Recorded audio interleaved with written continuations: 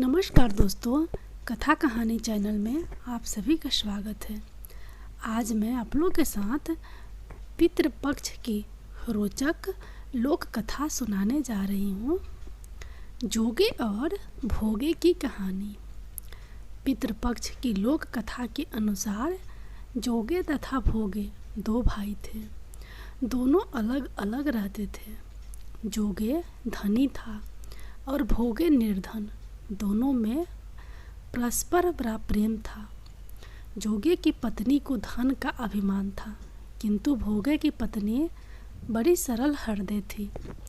पितृपक्ष आने पर जोगे की पत्नी ने उससे पितरों का श्राद्ध करने के लिए कहा, तो जोगे इसे व्यर्थ का कार्य समझकर टालने की चेष्टा करने लगा। किंतु उसकी पत्नी समझती थी कि यदि ऐसा नहीं करेंगे तो लोग बातें बनाएंगे, फिर उसे अपने मायके वालों को दावत पर बुलाने और अपनी शान दिखाने का यह उचित अवसर लगा। अतः वह बोली, आप शायद मेरी परेशानी की वजह से ऐसा कह रहे हैं, किंतु इसमें मुझे कोई परेशानी नहीं होगी। मैं भोगे की पत्नी को बुला लूँगी, दोनों मिलकर सारा काम कर लेंगी। फिर उसने जोगे को अपने पीहर न्योता देने के लिए भेज दिया। दूसरे दिन उसके बुलाने पर भोगे की पत्नी सुबह सवेरे आकर काम में जुट गई। उसने रसोई तैयार की, अनेक पकवान बनाए, फिर सभी काम निपटाकर अपने घर आ गई। आखिर उसे भी तो पितरों का श्राद्ध तर्पण करना था। इस अवसर पर न जोगे की पत्नी ने उसे रोका, न वह रुकी।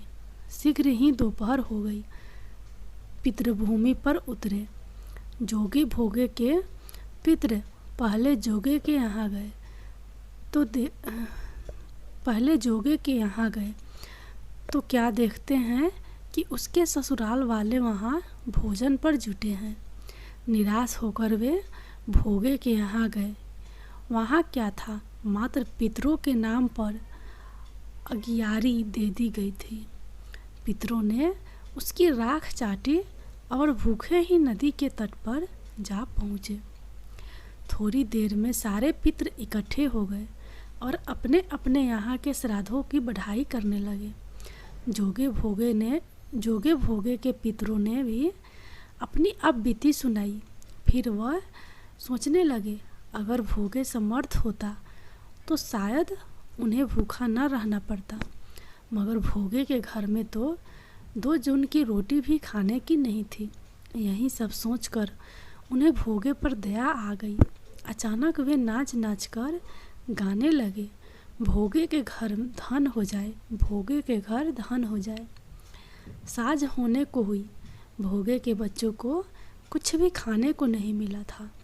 उन्होंने माँ से कहा, भूख लगी है। तब उन्हें टालने की गरज से भोगे की पत्नी ने कहा, जाओ आंगन में हौदी औंधी रखी है, उसे जाकर खोल लो और जो कुछ मिले बांट कर खा लेना। बच्चे वहाँ पहुँचे तो क्या देखते हैं कि हौदी मोहरों से भरी पड़ी है। वे दौड़े दौड़े माँ के पास पहुँचे और उसे सारी बातें बताई। आंगन में आकर भोगे की पत्नी ने यह सब देखा तो वह भी हैरान रह गई। इस प्रकार भोगे भी धनी हो गया, मगर धन पाकर वह घमंडी नहीं हुआ। दूसरे साल का पितृपक्ष आया। श्राद्ध के दिन भोगे की स्त्री ने 56 प्रकार के व्यंजन बनाए। ब्राह्मणों को बुलाकर श्राद्ध किया, भोजन कराया, दक्षिणा दी। जेठ जेठानी को सोने चांदी के बर्तनों में भोजन कराया। इसे पितर बड़े प्रसन्न तथा तृप्त हुए।